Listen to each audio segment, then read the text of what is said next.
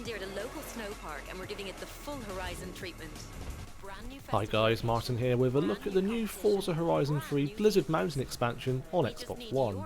As ever, if you want to support the team, you can do so by giving us a quick like and subscribe. We've seen a steady stream of DLC for Forza Horizon 3 with the release of regular car packs in recent months, but this is the first proper expansion that adds some new snow-themed content just in time for Christmas. If you played last year's Storm Island expansion in Forza Horizon 2, there are quite a few similarities here. The entire expansion takes place on its own self-contained map. You get invited to the location which you then have to drive to, and then the game teleports you to a separate map, away from the main festival. Also, like Storm Island, the emphasis is once again on extreme weather. So in Storm Island you had to battle against tropical storms.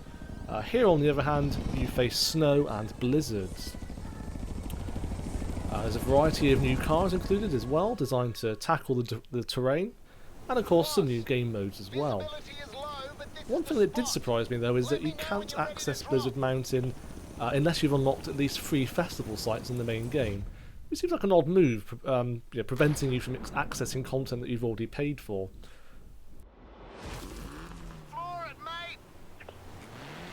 What you're seeing here is the new Mountain Descent mode, where you get to drive Ken Block's Ford Focus RS RX Gymkhana car.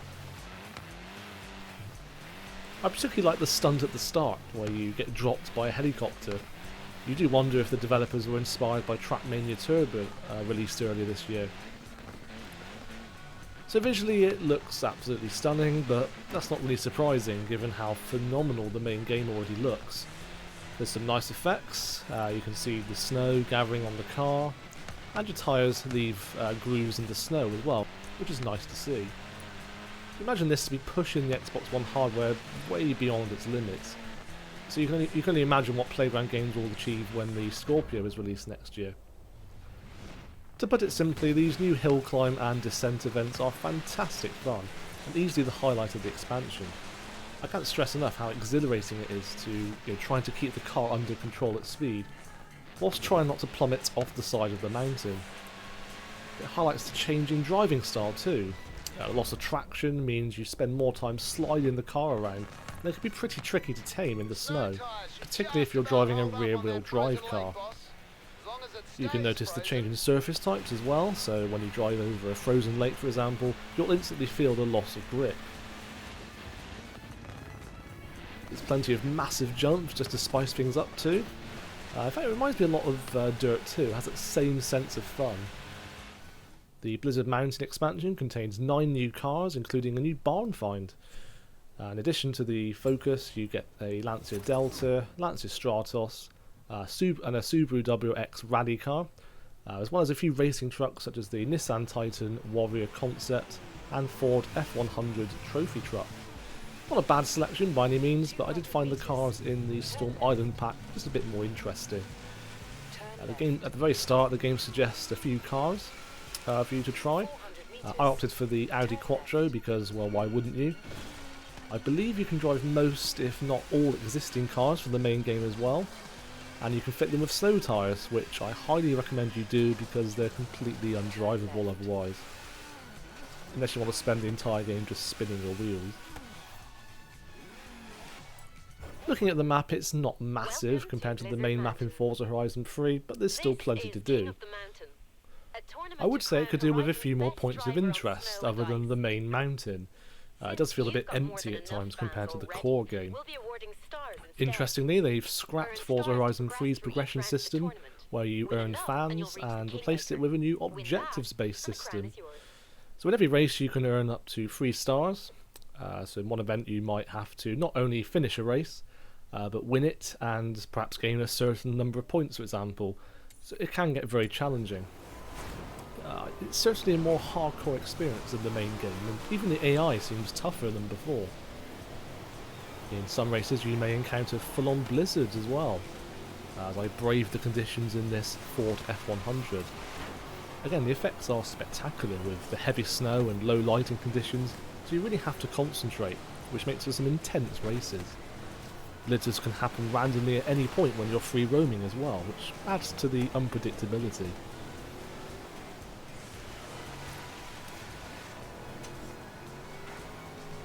Overall impressions of the Blizzard Mountain expansion then are very good. In many ways I think the expansion improves on the core game in fact. It adds a level of intensity that was missing from Forza Horizon 3 at times. It was all a bit too forgiving and you never really felt on edge.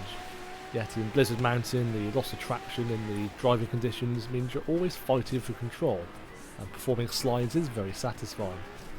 The main game did get a bit aimless at times too, but the new race objectives in Blizzard Mountain gives you a better sense of progression, and it can be difficult to win every star in an event. So there's a lot of replay value as well, despite the smaller map.